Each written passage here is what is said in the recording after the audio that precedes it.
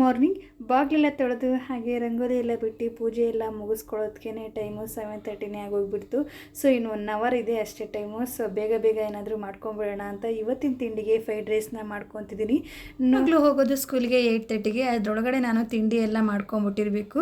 So ಇವಾಗ fried ರೈಸ್ಗೆ ಏನೇನು ಬೇಕು ಹೇಗೆ ಮಾಡೋದು ಅಂತ ನೋಡ್ಕೊಂಬರೋಣ. ಮೊದಲಿಗೆ ನಾನು ಫ್ರೈಡ್ ರೈಸ್ಗೆ ದೊಡ್ಡ ಪಾತ್ರೆನ ತೊಗೊಂಡಿದ್ದೀನಿ. ನೀವು ಇದೇ ಥರ ದೊಡ್ಡ ಪಾತ್ರೆಯಲ್ಲಿ ಮಾಡಿಕೊಂಡ್ರೆ ಫ್ರೈಡ್ ರೈಸು ತುಂಬ ಚೆನ್ನಾಗಿ ಮಿಕ್ಸ್ ಮಾಡ್ಕೊಬೋದು. ಒಂದು ಬಾಂಡಲಿಗೆ ನಾನಿಲ್ಲಿ 3ರಿಂದ 4 ಟೇಬಲ್ ಸ್ಪೂನ್ ಆಗುವಷ್ಟು ಎಣ್ಣೆನ ಹಾಕ್ಕೊಂಡು ನಂತರ ಸಣ್ಣದಾಗಿ ಹೆಚ್ಚಿಟ್ಕೊಂಡಿರುವಂಥ ಒಂದು 3ರಿಂದ 4 ಮೀಡಿಯಂ ಖಾರದ ಹಸಿಮೆಣಸಿನ್ಕಾಯಿನ ಹಾಕ್ಕೊತಿದ್ದೀನಿ. ಹಾಗೆ ಸಣ್ಣದಾಗಿ ಹೆಚ್ಚಿಟ್ಕೊಂಡಿರುವಂಥ ಒಂದು 2 ಈರುಳ್ಳಿನ ಸೇರಿಸ್ಕೊತಿದ್ದೀನಿ. ನೀವು ಬೇಕಂತಂದರೆ ಖಾರಕ್ಕೆ ಬೇಕು ಅಂತಂದರೆ ಜಾಸ್ತಿ ಹಸಿಮೆಣಸಿನ್ಕಾಯಿ ಯೂಸ್ ಮಾಡ್ಕೋಬೋದು. ಅದರ ಜೊತೆಗೆ ಈರುಳ್ಳಿ ಕೂಡ ಜಾಸ್ತಿ ತೊಗೊಬೋದು. ನಾನು ಮೀಡಿಯಂ ಸೈಜ್ 2 ಈರುಳ್ಳಿನ ಸಣ್ಣದಾಗಿ ಹೆಚ್ಚಿಟ್ಕೊಂಡಿರೋದು ಸೇರಿಸ್ಕೊತಿದ್ದೀನಿ.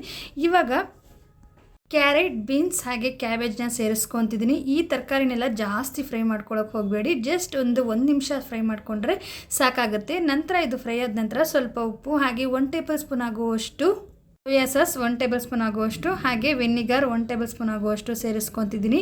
ನೀವು ಬೇಕು ಅಂತಂದರೆ ಸ್ಕಿಪ್ ಕೂಡ ಮಾಡ್ಕೊಬೋದು, ಇಲ್ಲ ಅಂತಂದರೆ ಕೂಡ ಹಾಕೋಬೋದು. ನಂತರ ನಾನಿಲ್ಲಿ ಫ್ರೈಡ್ ರೈಸ್ ಪೌಡರ್ ಪ್ಯಾಕೆಟ್ನ ತೊಗೊಂಡಿದ್ದೀನಿ. ಇದ್ರ ಪ್ರೈಸ್ ಬಂದು 12 ರುಪೀಸ್. ನಾನು ಗ್ರೀನ್ ಕಲರು ಬರುತ್ತೆ, ರೆಡ್ ಕಲರು ಬರುತ್ತೆ. ನಾನು ಗ್ರೀನ್ ಕಲರ್ನ ತೊಗೊಂಡಿದ್ದೀನಿ. ಇದರಲ್ಲಿ ನಾನು ಒಂದು ಅರ್ಧ ಪ್ಯಾಕೆಟ್ ಆಗುವಷ್ಟು ಹಾಕ್ಕೊತಿದ್ದೀನಿ. ಇದನ್ನು ಹಾಕೊಂಡ ನಂತರ ಚೆನ್ನಾಗಿ ಮಿಕ್ಸ್ ಮಾಡ್ಕೊಳ್ಳಿ. ಆದಷ್ಟು ಇಂಗ್ರೀಡಿಯೆಂಟ್ಸ್ನೆಲ್ಲ ಹೈ ಫ್ಲೇಮಲ್ಲಿ ಇಟ್ಕೊಂಡೆ ಬೇಯಿಸ್ಕೊಳ್ಳಿ. ನೀವು ಬೇಕು ಅಂತಂದರೆ ಬಟಾಣಿ ಕೂಡ ಯೂಸ್ ಮಾಡ್ಕೊಬೋದು. ಅದ್ರ ಜೊತೆಗೆ ಈರುಳ್ಳಿ ಹೂವು ಬರುತ್ತೆ ನೋಡಿ, ಅದನ್ನು ಕೂಡ ಯೂಸ್ ಮಾಡ್ಕೊಬೋದು. ನಮ್ಮ ಮನೇಲಿ ಅದು ಅವೈಲೇಬಲ್ ಇರಲಿಲ್ಲ, ಸೊ ನಾನು ಅದನ್ನು ಸ್ಕಿಪ್ ಮಾಡ್ಕೊಂಡಿದ್ದೀನಿ.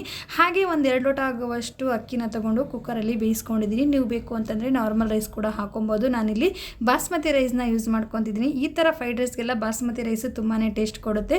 ಇವಾಗ ಇದರಲ್ಲಿ ಇಂಗ್ರೀಡಿಯೆಂಟ್ಸ್ ಎಲ್ಲ ಫ್ರೈ ಆಗಿದೆ. ನಂತರ ನಾನಿಲ್ಲಿ ರೈಸ್ನ ಆ್ಯಡ್ ಮಾಡಿಕೊಂಡು ಕೊನೆಯಲ್ಲಿ ಕಾಳು ಮೆಣಸಿನ ಪುಡಿನ ಯೂಸ್ ಮಾಡಿಕೊಂಡು ಚೆನ್ನಾಗಿ ಮಿಕ್ಸ್ ಮಾಡ್ಕೊತಿದ್ದೀನಿ. ತುಂಬಾ ಟೇಸ್ಟಿಯಾಗಿರುವಂಥ ಫ್ರೈಡ್ ರೈಸ್ ಹೋಟೆಲ್ಗಳಲ್ಲಿ, ರೆಸ್ಟೋರೆಂಟ್ಗಳಲ್ಲಿ ಮಾಡೋ ಥರನೇ ಬರುತ್ತೆ. ತುಂಬಾ ಚೆನ್ನಾಗಿರುತ್ತೆ ಅಂತಲೇ ಹೇಳ್ಬೋದು. ನೀವು ಒಂದ್ಸಲ ಮನೆಯಲ್ಲಿ ಟ್ರೈ ಮಾಡಿ. ಇದಕ್ಕೆ ಜಾಸ್ತಿ ಟೈಮ್ ಏನು ಹಿಡಿಸೋದೇ ಇಲ್ಲ. ಒಂದು 5ರಿಂದ 10 ನಿಮಿಷದೊಳಗಡೆ ಫ್ರೈಡ್ ರೈಸ್ ರೆಡಿನೇ ಆಗೋಗ್ಬಿಡುತ್ತೆ. ಹಾಗಾದರೆ ಈ ವಿಡಿಯೋ ಇಷ್ಟ ಆದಲ್ಲಿ ಒಂದು ಲೈಕ್ ಕೊಡಿ. ಇನ್ನೂ ನನ್ನ ಚಾನಲ್ಗೆ ಯಾರಾದರೂ ಸಬ್ಸ್ಕ್ರೈಬ್ ಆಗಿಲ್ಲ ಹಾಗೆ ಸಬ್ಸ್ಕ್ರೈಬ್ ಮಾಡ್ಕೊಳ್ಳಿ.